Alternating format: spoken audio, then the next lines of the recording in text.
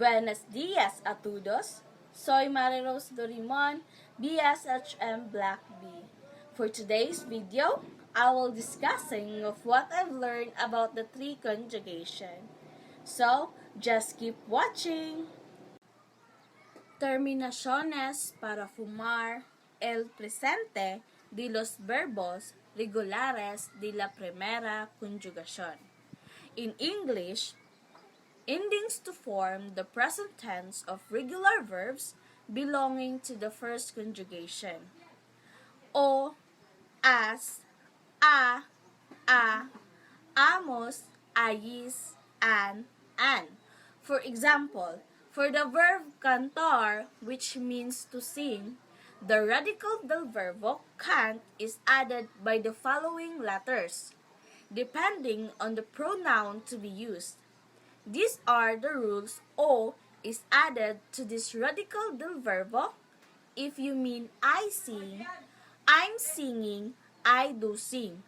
As is added if you mean you sing, you are singing, you do sing.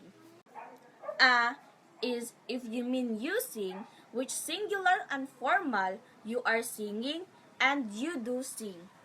A is added if you mean he or she sings, he or she is singing, he or she does sing. Amos is added if you mean we sing, we are singing, and we do sing. Ayis is added if you mean you sing, you are singing, you do sing. An is added if you mean you sing, which is plural and formal, you are singing, you do sing. Lastly, and is added if you mean they sing, they are singing, they do sing. And now let's proceed the second conjugation. Terminaciones para fumar, el presente de los verbos regulares de la segunda conjugación. In English, endings to form the present tense of regular verbs belonging to the second conjugation. U, es, y, hemos, yes, and. For example, beber, which means to drink. The radical del verbo, beb, shall be added with the following letters depending on the pronoun to be used. This radical del verbo, beb, is added with O if you mean I drink. I am drinking, I do drink. It is added is if you mean you drink, you are drinking, you do drink. It is added E if you mean he or she drinks, he or she is drinking, and he or she does drink. It is added amos if you mean we drink, we are drinking, we do drink. It is added with yes if you mean you drink, you are drinking, you do drink.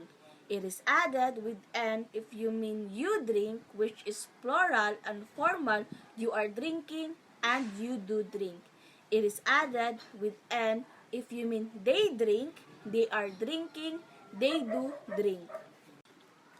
Terminaciones para formar el presente de los verbos regulares de la tercera conjugación.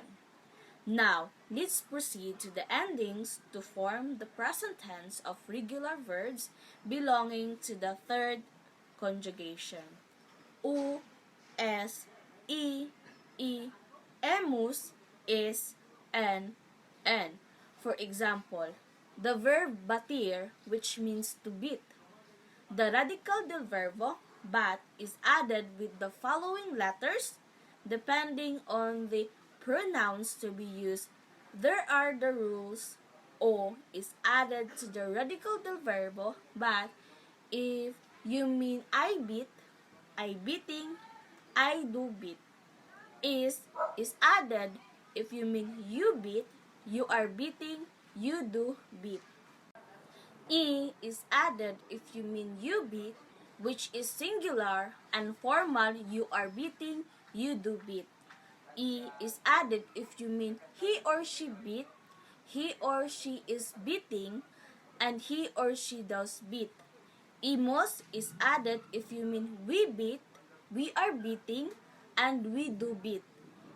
Is added if you mean you beat, you are beating, you do beat. And N is added if you mean you beat, which means plural and formal, you are beating and you do beat. In is added if you mean they beat, they are beating, they do beat. And that's all for today's video. Adios! Baby,